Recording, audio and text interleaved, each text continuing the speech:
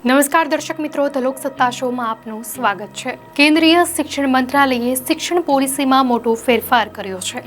મંત્રાલયે નો detention policy ખતમ કરી દીધી છે। આ નિર્ણય મુજબ હવે ધોરણ 5 અને ધોરણ 8ના અસફળ થનારા વિદ્યાર્થીઓને નાપાસ કરવામાં આવશે। આ વિદ્યાર્થીઓને પોતે જે ધોરણમાં હતા તે ધોરણ પાસ કરવા માટે વધુ એક તક અપાશે। પ્રથમ વખત અસફળ વિદ્યાર્થીઓને 2 મહિનામાં ફરી પરીક્ષા આપવાનો મોકો મળશે, પરંતુ જો તેઓ ફરી નિષ્ફળ જશે તો તેમને પ્રમોશન આપવામાં આવશે નહીં। શાળા ધોરણ 8 સુધી કોઈ પણ વિદ્યાર્થીને બહાર કાઢશે નહીં। આ નવી પોલિસીનો ઉદ્દેશ વિદ્યાર્થીઓની શીખવાની ક્ષમતાની અને શૈક્ષણિક પ્રદર્શનમાં સુધારો કરવાનો છે।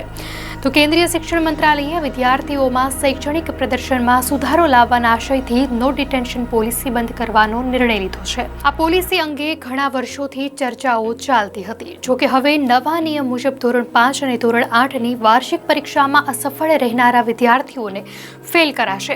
ધોરણ 5 અને ધોરણ 8 માટેના નવા નિયમ મુજબ નાપાસ થયેલા વિદ્યાર્થીઓને 2 મહિનાની અંદર ફરી પરીક્ષા આપવાનો મોકો અપાશે। આ પરીક્ષામાં પણ નાપાસ થશે તો તેમને આગળના વર્ગમાં પ્રમોશન આપવામાં નહીં આવે। જો કે સરકારે એ પણ સ્પષ્ટતા કરી છે કે ધોરણ 8 સુધી કોઈ પણ વિદ્યાર્થીઓને શાળામાંથી કાઢી મૂકવામાં આવશે નહીં। શિક્ષણ મંત્રાલયના સચિવ સંજય કુમારે જણાવ્યું હતું કે બાળકોના શિક્ષણ પરિણામોમાં સુધારો કરવાના ઉદ્દેશ્યથી આ નિર્ણય લેવામાં આવ્યો છે। તેમનું કહેવું છે કે બાળકોની શીખવાની ક્ષમતામાં ઘટાડો રોકવા માટે આ પગલું જરૂરી માનવામાં આવે છે, કારણ કે આ વર્ગો મૂળભૂત શિક્ષણ માટે મહત્વપૂર્ણ માનવામાં આવે છે।